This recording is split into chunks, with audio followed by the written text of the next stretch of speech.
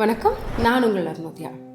இந்த எபிசோடில் உங்களுக்காக காத்துட்ருக்கக்கூடிய ஒரு கொஸ்டின், யாரெல்லாம் ஏதாவது ஒரு சின்ன விஷயம் நீங்கள் பிளான் பண்ண மாதிரி நடக்கலை, இல்லை நீங்கள் எக்ஸ்பெக்ட் பண்ண மாதிரி நடக்கலைங்கும் பொழுது அழுவீங்க?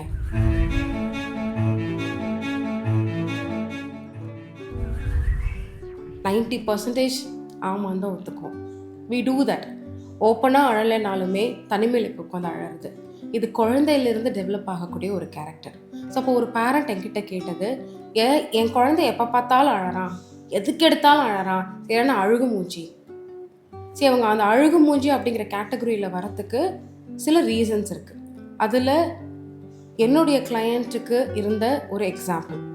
ஃபர்ஸ்ட் திங், இந்த எராவில் இருக்கக்கூடிய சேலஞ்சிங்கான ஒரு விஷயம் ஜீரோ ஸ்க்ரீன் டைம். அப்போ இந்த ஸ்க்ரீன் டைமை ரெடியூஸ் பண்ணுறதுல பிஹேவியரல் தெரப்பி எப்படி அவங்களுக்கு ஹெல்ப்ஃபுல்லாக இருந்ததுங்கிறத உங்களுக்கு நான் சொல்லிடுறேன். ஸோ இதில் என்ன இருக்குது அப்படின்னா, எங்களுடைய செஷன் ஸ்டார்ட் பண்ணதுக்கப்புறமா இந்த பேரண்ட் அந்த குழந்தையோட ஸ்க்ரீன் டைமை கொஞ்சம் கொஞ்சமாக ரெடியூஸ் பண்ண ட்ரை பண்ணியிருக்காங்க. சரி, ஒரு விஷயம் உங்களுக்கு நான் கிளியராக சொல்லிடுறேன்.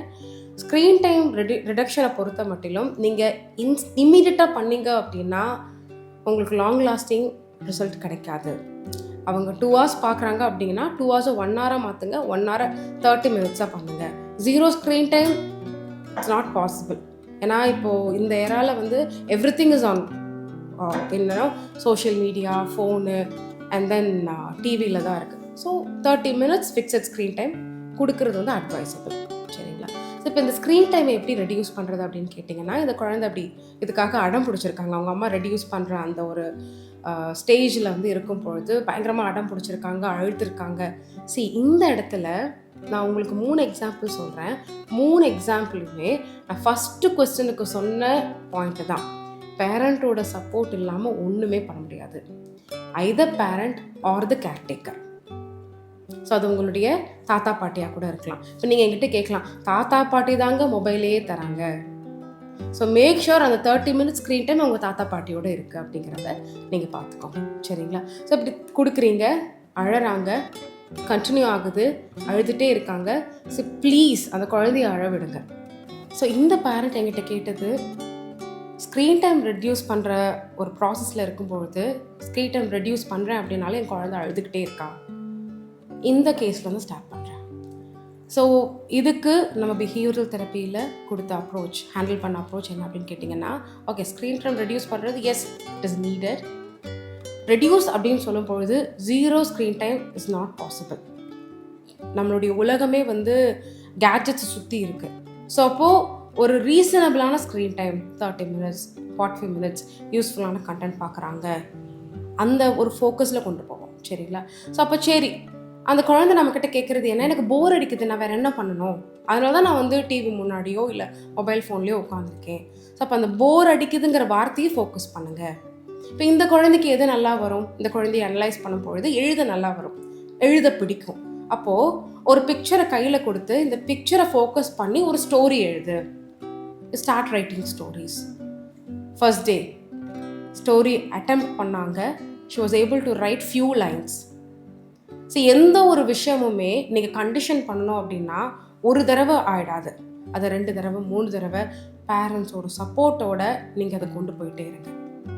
ஸோ 7 days கண்டினியூஸாக, 15 days ஆல்ரெடி சொல்லியிருந்தது தான், 15 days நீங்கள் டைம் லைன் வச்சுட்டு கண்டினியூஸாக கொண்டு போங்க. கொண்டு போகும்பொழுது இந்த குழந்தை ஒரு பிளாக் ஸ்டார்ட் பண்ணுற அளவுக்கு எழுத ஆரம்பித்தா. இப்போது அந்த பேரண்ட் சொல்லலை, கண்ணா மொபைலில் அந்த பக்கமாக வை, நீ 1 மணி நேரமாக பார்த்துட்ருக்கேன்னு. இந்த குழந்தையே தன்னுடைய ஸ்க்ரீன் டைமை கம்மி பண்ணிவிட்டு she started writing blogs. So இப்போவும் ஸ்க்ரீன் டைம் இருக்குது, பட் ரிசோர்ஸ்ஃபுல்லான ஸ்க்ரீன் டைம் ஆச்சுங்களா? 2வது, இன்னொரு பேரண்ட் கேட்டது, ஐயோ வெளியவே கூட்டிகிட்டு போக முடியலைங்க, எங்கே எப்போ கடைக்கு போனாலும் ஏதாவது ஒரு ஜங்க் ஃபுட்டை கையில் எடுத்து வச்சுட்டு எனக்கு இது வேணும்னு சொல்லி ஒரே அழுக, எதுக்கு எடுத்தாலும் அழறாப்புல, இவனை நான் எப்படி ஹேண்டில் பண்ணுறதுனே தெரியலைங்க.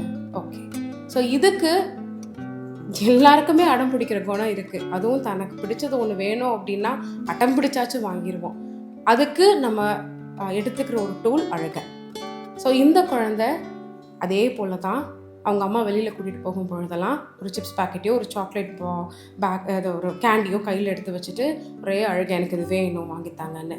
ஸோ இந்த இடத்துல குழந்தைகிட்ட சொல்லுங்கள், சரி கண்ணா உனக்கு நான் இப்போது வாங்கித்தரேன், this is not the right time, இன்றைக்கி கிடையாது, இதுக்குன்னே நம்ம தனியாக வெளியில் போகிறோம், உனக்கு வேணுங்கிறது நீ சாப்பிட்ற ஜங்க் ஃபுட்டு தான், but monthly once 2 months once அப்படிங்கிற ஒரு டிசிப்ளினை கொண்டு வாங்க.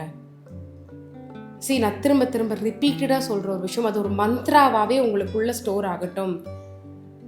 பெரியவங்க பெற்றோர்களின் ஈடுபாடு இல்லாமல், இல்லை அவங்களுடைய சப்போர்ட் இல்லாமல் ஒரு குழந்தைய நம்ம நல்ல நிலைமைக்கு கொண்டு வரணும், இல்லை அவங்களுடைய பார்த்து மோல்ட் பண்ணணும் அப்படிங்கிறது இட்ஸ் இம்பாசிபிள். ஸோ நீங்கள் இனிஷியேட்டிவ் எடுங்க, நீங்கள் இன்ட்ரெஸ்ட் எடுங்க. So you be strong on your statement. கண்ணா மந்த்லி ஒன்ஸ் தான் இது, இப்போ கிடையாது, வீட்டில் ஆல்ரெடி கேண்டீஸ் நிறையா இருக்குது, இல்லை வீட்டில் ஆல்ரெடி முறுக்கு இருக்குது, இல்லை வீட்டில் நீங்கள் செஞ்சு தாங்க, ஹெல்தி வேர்ஷனாக மேக் பண்ணித்தாங்க. அழுவாங்க, கொஞ்ச நாள் அழுவாங்க, தன்னால் அதனுடைய அர்த்தத்தை புரிஞ்சுட்டு குழந்தையும் ரெஸ்ட்ரிக்ட் பண்ணிக்க ஆரம்பிப்பாங்க. 3வது எக்ஸாம்பிள், இந்த கிளையண்ட் சொன்னது என்ன அப்படின்னா, இவங்களே ஆல்ரெடி இதை இம்ப்ளிமெண்ட் பண்ணியிருந்தாங்க. ரொம்ப பியூட்டிஃபுல்லான ஒரு மெத்தட்.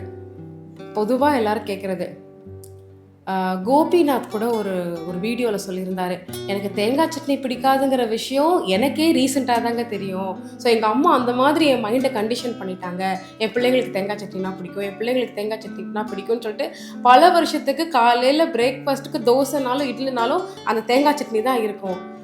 அப்புறமா தான் உண்மை தெரிஞ்சது, அது எங்கள் அப்பாவுக்கு பிடிச்ச டிஷ்ஷு, ஒவ்வொருத்தருக்கும் தனித்தனியாக ஒவ்வொரு சட்னி பண்ணிகிட்ருக்க முடியாதுன்னு எங்கள் அம்மா பிள்ளைங்களுக்கு பிடிக்கும்னு என் மைண்டை எனக்கு தெரியாமல் கண்டிஷன் பண்ணியிருக்காங்கன்னு. ரொம்ப பியூட்டிஃபுல்லான மெத்தட் இல்லைங்களாங்க. இதை யூஸ் பண்ணி தான் ஒரு பேரண்ட் ரொம்ப அழகாக பண்ணியிருந்தாங்க.